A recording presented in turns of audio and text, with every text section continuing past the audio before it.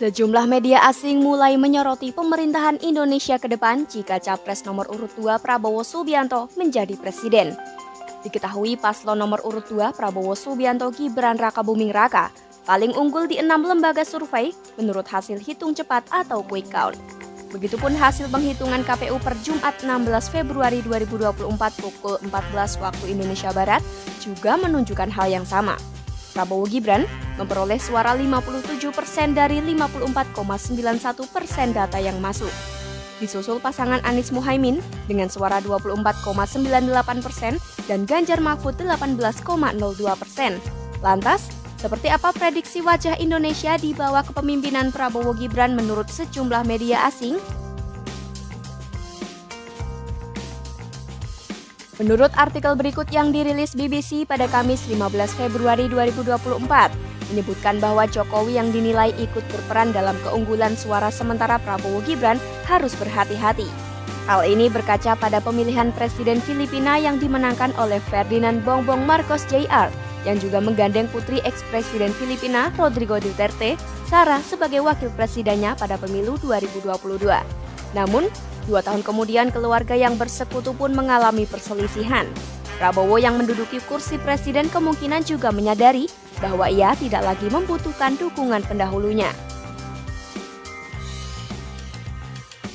Media Inggris Reuters menyoroti politik Indonesia melalui artikel berikut yang dirilis pada Kamis 15 Februari 2024. Dalam artikel ini, pakar politik dari Australian National University Liam Gammon mengatakan bahwa aliansi Jokowi-Prabowo diprediksi akan bertahan selama Prabowo punya kepentingan.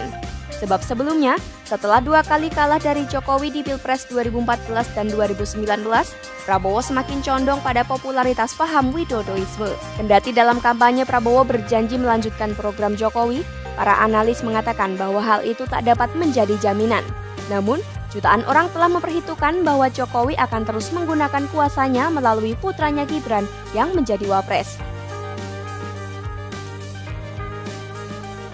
Melalui artikel yang dirilis di Japan Times, pakar Asia Tenggara di Institut Perdamaian Amerika Serikat Brian Herding menyampaikan bahwa arah kebijakan luar negeri Indonesia di bawah Prabowo akan menguntungkan secara ekonomi. Selain itu, kebijakan luar negeri di bawah Prabowo juga dinilai akan meningkatkan peran Indonesia di tatanan internasional. Sebagai mantan jenderal, Prabowo dinilai akan berupaya untuk melanggengkan pendirian Jokowi dengan menjangkau berbagai pihak. Ia pun diprediksi akan meningkatkan kekuatan Indonesia secara lebih besar di Asia dan dunia. Dalam artikel yang dirilis di New York Times, penasihat senior Wapres Indonesia tahun 2000-an Dewi Fortuna Anwar menilai bahwa Prabowo memiliki sikap dan perilaku tak menentu. Menurut Dewi, Prabowo mungkin akan menunjukkan kredibilitas demokrasinya. Masa depan Indonesia, kata Dewi, sangat penting di mata dunia.